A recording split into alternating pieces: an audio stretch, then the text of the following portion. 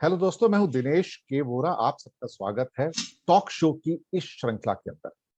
जैसा कि आप जानते हैं कि इस श्रृंखला के अंदर हम बहुत सारे विद्वानों को बुलाते हैं, डोमेन एक्सपर्ट्स को बुलाते हैं, बातचीत करते हैं ज्वलंत मुद्दों के ऊपर। आज हमारे साथ बातचीत करने के लिए जो विद्वान मौजूद हैं वो है श्री शक्ति सिंह। शक्ति सिंह जी, स्वागत है आपका इस कार्यक्रम के अंदर, न्यूज टाइम के ऊपर। धन्यवाद सर, धन्यवाद, थैंक यू। शक्ति सिंह जी पहले भी हमारे कार्यक्रम में आ चुके हैं।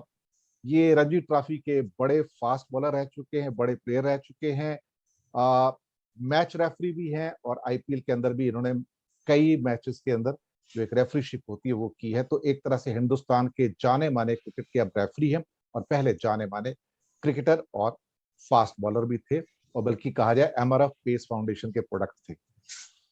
अब हम बात करेंगे, आज जो मुद्दा हमारे सामने है वो है भारत और न्यूजीलैंड के बीच में होने वाला वर्ल्ड टेस्ट श्रृंखला का फाइनल, जो अपने आप में बहुत ही एक्साइटिंग होगा, क्योंकि मैच इंग्लैंड के अंदर है। तो वहां पर होने का मतलब है कि पिचेस की जो दशा होगी अलग होगी, और भारत की टीम मजबूत है लेकिन न्यूजीलैंड की टीम भी बहुत मजबूती से निकल कर आई है। अभी उन्होंने इंग्लैंड को टेस्ट सीरीज के अंदर मात दी है। शक्ति जी, स्वागत है। Thank you sir, thank you. इस फाइनल मैच के बारे में पहली टिप्पणी आप। फाइनल के बारे में ये बोलना चाहता हूं कि अभी जिस तरह से न्यूजीलैंड की टीम ऊपर आई है कुछ सालों में जी, जो उनकी टीम के अंदर जो चेंजेस हैं, जो कॉन्स्टेंटली उनकी टीम ने जो परफॉर्म किया है, वो सेम आप देखेंगे तो इंडिया की टीम भी बहुत टाइम से अच्छा परफॉर्मेंस दे रही है, और टेस्ट में खासकर जी, टेस्ट में उनका जो परफॉर्मेंस है वो अच्छा होता ही जा रहा है। और अभी हमारी टीम लास्ट जो मैच जीत के आई है ऑस्ट्रेलिया से, तो बहुत ही मोरल बूस्टिंग था वो। जी, जिस तरह से उन्होंने फर्स्ट मैच डाउन जाके 36 पे आउट हुए सेकंड इनिंग में, उसके बाद से उन्होंने जो कमबैक किया, नेक्स्ट मैच में जीता, और जो लास्ट मैच उन्होंने जिस तरह से जीता है उसमें उनका जो हौसला है वो आसमान पे है। बिल्कुल। और लेकिन ऐसा है कि आसमान पे तो है, लेकिन ये भी है कि हमारी अपनी कंडीशन नहीं थी। वो ऑस्ट्रेलिया जो थी वो हमारे लिए एलियन कंडीशन है। हमारे लिए हमेशा ऑस्ट्रेलिया, हमेशा हारते हैं हम जाके। जी, जी, जी, ऑस्ट्रेलिया हो चाहे साउथ अफ्रीका हो, टेस्ट मैच में हम बहुत अच्छा नहीं कर पाते थे बाहर जाके। हमारे जो फास्ट बॉलर वो अच्छा करते थे, लेकिन हमारी टीम 150 पे आउट हो रही है, 200 पे आउट हो रही है, तो हम ज्यादा कुछ नहीं कर पा रहे थे। बिल्कुल। इस बार हमारे जो नीचे के बैट्समैन थे उन्होंने बहुत अच्छा किया। अगर ऊपर के बैट्समैन आउट हो गए तो मिडिल ऑर्डर ने या लोअर मिडिल ऑर्डर ने बहुत अच्छा किया। तो हमारी जो स्ट्रेंथ अभी है वो ऑलराउंडर्स हैं। अगर किसी ने विकेटें ली हैं तो साथ में रन भी किए हैं, जैसे मोहम्मद सिराज हैं, और जैसे एक और इंडिया के और भी जो ऑलराउंडर्स हैं उन्होंने बहुत अच्छा किया उसमें। और वैसे ही न्यूजीलैंड की टीम भी है, उनको आप कम नहीं आंक सकते इसमें, क्योंकि न्यूजीलैंड की टीम ने भी जिस तरह से वो ऊपर आए हैं। अभी लास्ट मैच आपने देखा होगा, इंग्लैंड को उन्होंने वन साइडेड मारा है। बिल्कुल। और ऐसा नहीं थी कि कंडीशंस बहुत ज्यादा फास्ट बॉलिंग की यानी बहुत ज्यादा सुटेबल थी या कुछ था, लेकिन जिस तरह से उन्होंने अपनी इनिंग बिल्ड की न्यूजीलैंड वालों ने, उनके जो कुछ प्लेयर्स बहुत अच्छा कर रहे हैं, टॉप ऑर्डर उनका बहुत अच्छा कर रहा है, जिससे कि हमारे जो यानी इंडिया के जो फास्ट बॉलर्स हैं उनको ये मैच देख के सीखने की जरूरत है कि ये इनको कहाँ पे किस एरिया में बॉल डालनी है, क्या करना है। और ये हमारा थिंक टैंक देख भी रहे होंगे कि मैच में ये कौन से इनके स्ट्रॉन्ग पॉइंट्स हैं, क्योंकि टेस्ट मैच और T20 और जितना हम खेलते हैं उसमें बहुत जमीन आसमान का फर्क रहता है। वही बैट्समैन T20 में डिफरेंट खेलता है, वही बैट्समैन जो है वो टेस्ट मैच में बहुत डिफरेंट खेलता है। और बॉलर का भी है कि बॉलर ने T20 में 4 ओवर डालने हैं, 4 ओवर के हिसाब से अपने आप को तैयार करता है। लेकिन उसके अंदर जो टेस्ट मैच में है उसमें आपको पता है कि 4 ओवर के आप 10 ओवर कर लो, उसमें अगर बैट्समैन अच्छा है वो छोड़ता जाएगा आपको, जितना मर्जी आप अच्छी बॉलिंग कर लीजिए, आपको उनको प्लान करके आउट करना पड़ता है। 2 बार आउट करना पड़ता है अगर आपने टेस्ट मैच जीतना है।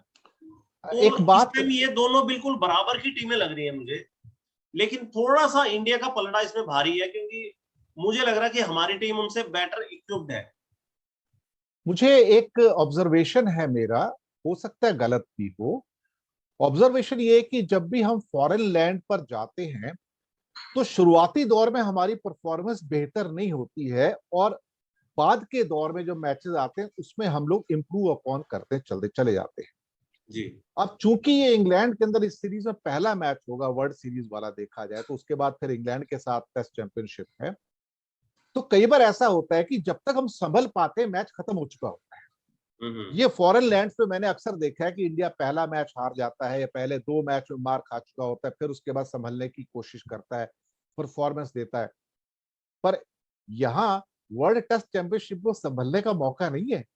यहाँ आपको डे 1 से बॉल 1 से परफॉर्म करना है। तो वो जो एक बात है कि जहां पे आप गिरकर संभल सकते हो, जो अक्सर इंडिया के साथ होता है, वो परिस्थिति नहीं होगी। और न्यूजीलैंड मुझे लगता है कि रिदम के ऊपर है इस टाइम। इंग्लैंड के अंदर खेल चुके हैं, इस टाइम टेस्ट सीरीज खेल चुके हैं, एक्लेमेटाइज भी हो चुके हैं, जबकि भारत के लिए ये चैलेंजेस हैं। टीम अच्छी है, लेकिन भारत की टीम हमेशा से अच्छी रही है, उसके बावजूद भी शुरुआती दौर के अंदर मैंने अक्सर इंडिया को ऑस्ट्रेलिया में, इंग्लैंड में, साउथ अफ्रीका में, वेस्ट इंडीज में भी लड़खड़ाते हुए देखा है। इसके ऊपर आप क्या कहें? इसके ऊपर ये कहना चाहूंगा कि जैसे हमारी टीम वहां पे थी, अभी हमने एक प्रिपरेशन मैच भी अभी खेला है जी, जिससे कि वहां की कंडीशन को एडॉप्टेशन जो एक टाइम रहता है कि उसमें कैसे कर, तो हमारी टीम मुझे लग रहा है कि उसी मोड में अभी भी जी, सबने अच्छा किया उसमें। हमारे ऑलराउंडर्स ने, हमारे बैट्समैन ने, जिस तरह से ऋषभ पंत ने, वही हुआ ने, उनकी फॉर्म चल रही है, वो तड़ातड़ मार के अपने 100 कर देते हैं। जी, तो मुझे लग रहा कि उसमें हमारी टीम को ज्यादा फर्क नहीं पड़ा, क्योंकि हमारी टीम के मैक्सिमम प्लेयर्स अभी जो ये वर्ल्ड ये था, अभी आईपीएल था, जी, उसमें जी, खेल जी, रहे थे। और उससे पहले भी वो अंगेज थे सारे इंग्लैंड सीरीज में लगातार, क्योंकि उनका भी कंटिन्यूअस एक प्रोसेस चल रहा है जिसके अंदर वो आउट ऑफ टच नहीं हुए कोई भी।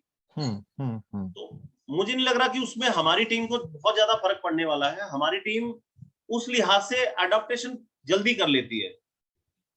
न्यूजीलैंड की टीम भी अच्छी है, लेकिन हमारी टीम, क्योंकि उनके पास एक एडवांटेज है कि उन्होंने 2 टेस्ट खेले हैं अभी अभी इंग्लैंड में, और एक टेस्ट खेलने में और एक प्रिपरेशन मैच जो किसी टीम के साथ, लोकल टीम के साथ या किसी भी काउंटी के साथ खेलना, थोड़ा सा डिफरेंस रहता है। लेकिन है तो मैच कंडीशन है, मैच कंडीशन में क्या अडॉप्टेशन आपकी चल रही है, उस तरह से आप एनालाइज कर सकते हैं। हमारी टीम को खुद भी एनालाइज कर रही होगी इस टाइम पे कि हम कहाँ पे वीक हैं, कहाँ पे हमने बेटर करना है, और हमारे पास कमबैक का मौका नहीं रहेगा, ज्यादा मौके नहीं मिलते इसमें। बिल्कुल भी।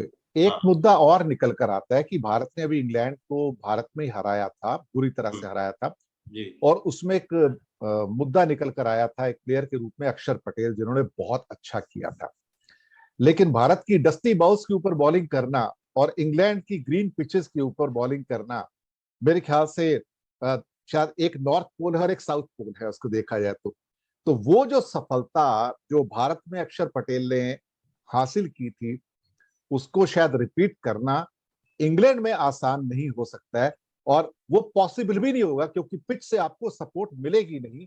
और वहीं पर जाके देखा जाए तो अश्विन जैसे प्लेयर की एक इंपॉर्टेंस निकल कर आती है, जो दुनिया के विभिन्न पिचेस के ऊपर सफलताएं हासिल कर चुके हैं, जैसे अनिल कुंबले किया करते थे। तो अक्षर पटेल के लिए एक नई भूमिका होगी अगर उनको चुना जाता है टीम में, तो क्योंकि यहाँ पर ज्यादा करके मुझे लगता है फास्ट बॉलर की संख्या, शक्ति जी, ज्यादा होगी मैच में।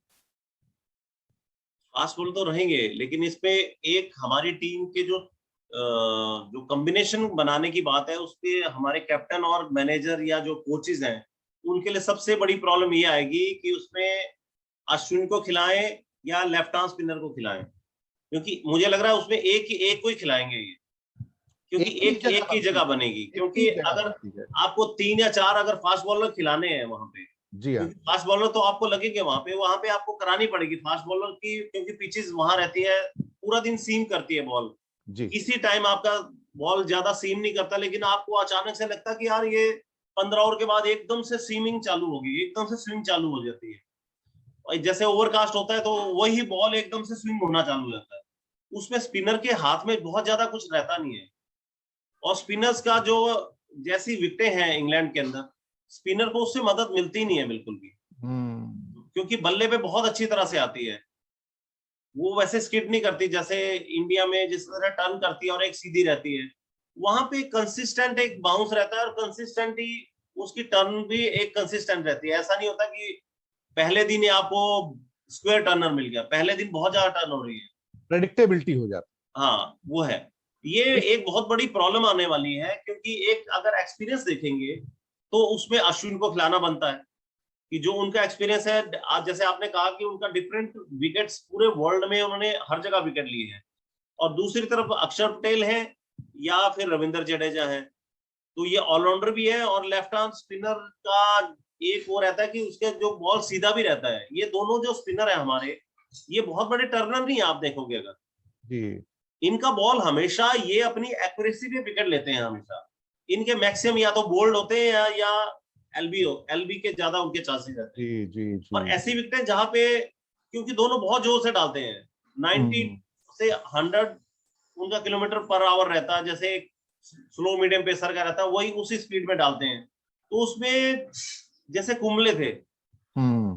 तो वैसा ही है उनका, अगर टर्न हो गया तो ठीक है, नहीं हुआ टर्न तब भी बैट्समैन के लिए खतरनाक है।